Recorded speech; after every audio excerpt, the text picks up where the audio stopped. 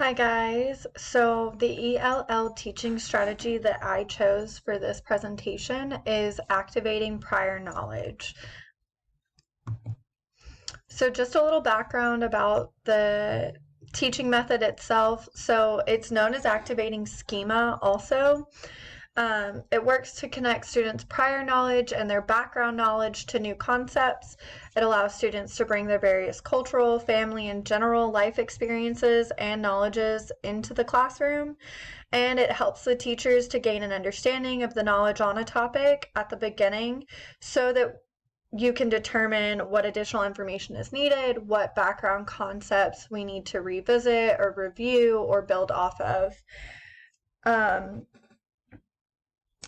I really liked what they said in the toolbox when they discussed how students already possess a wealth of knowledge and experiences that they can build on as they encounter new learning. And so this is just adding on, and it's encouraging students to realize that they already know things about these topics that we're going to be covering. We're just building on it. We're adding another layer. So the grade level that I chose was 8th grade. The content area for me personally is history. That's what I plan to teach. However, you can use this at any grade level, and you can use this really any content area. I think you predominantly see it used really everywhere now that I'm thinking about it. So the following activities are typically used in the beginning of a unit.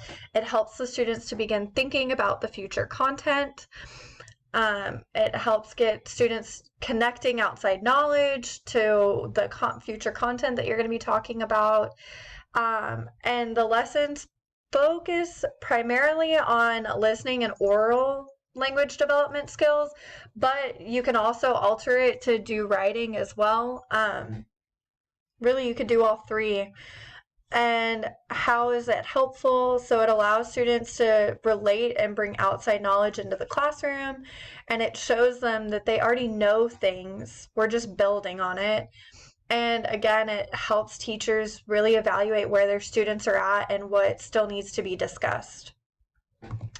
So the first activity example that I chose is a KWL chart. It's also kind of under the graphic organizer section, but I think these are really great.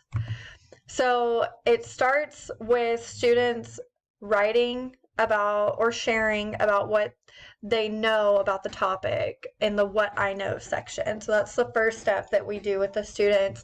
So you are going to shoot a shout out like a specific topic, like the American Revolution, and you're going to ask your students, what do you know about this topic? And just have them say whatever they know.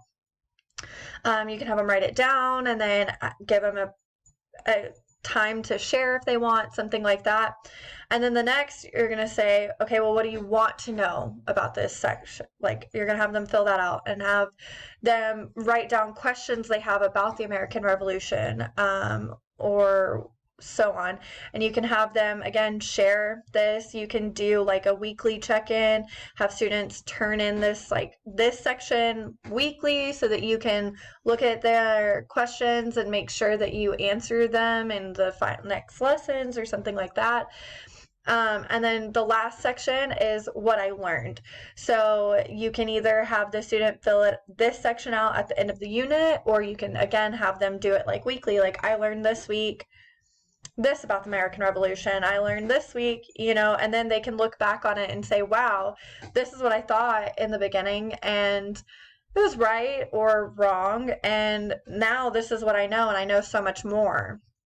So it's a really great way for them to see like all the progress that they've done. I specifically like the what I want to know section. I like to gauge what students are wanting to learn and making sure that I'm designing lessons around that to help engage them. This is just an example that I found on ancient Greece. So like what I know, what I want to learn, and what I did learn.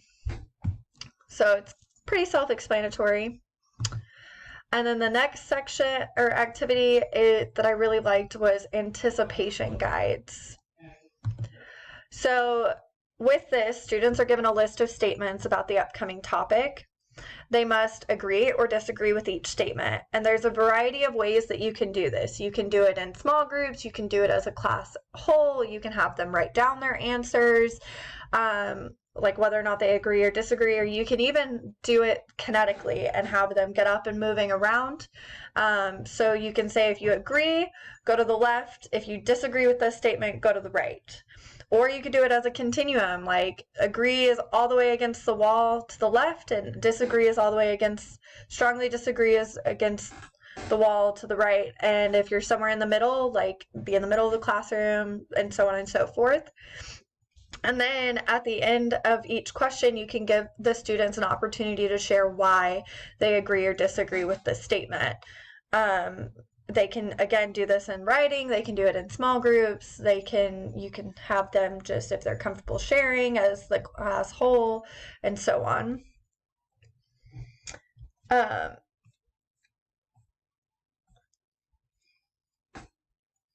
And then I just have an example. This is one from the government side. So this specific example was kind of cool. So on the left-hand column, it was actually before they talked about it, and they would fill in like true or false next to each of these statements. And then you had them at the end of the unit go back to the same piece of paper, and after they would put true or false, so they could see where they might have learned something new or seen something different, or originally already knew that.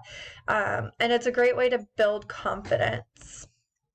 So these are just like a few examples. I really think that this is a great method. It's something that we naturally do in a lot of our teaching strategies and lessons already. But yeah.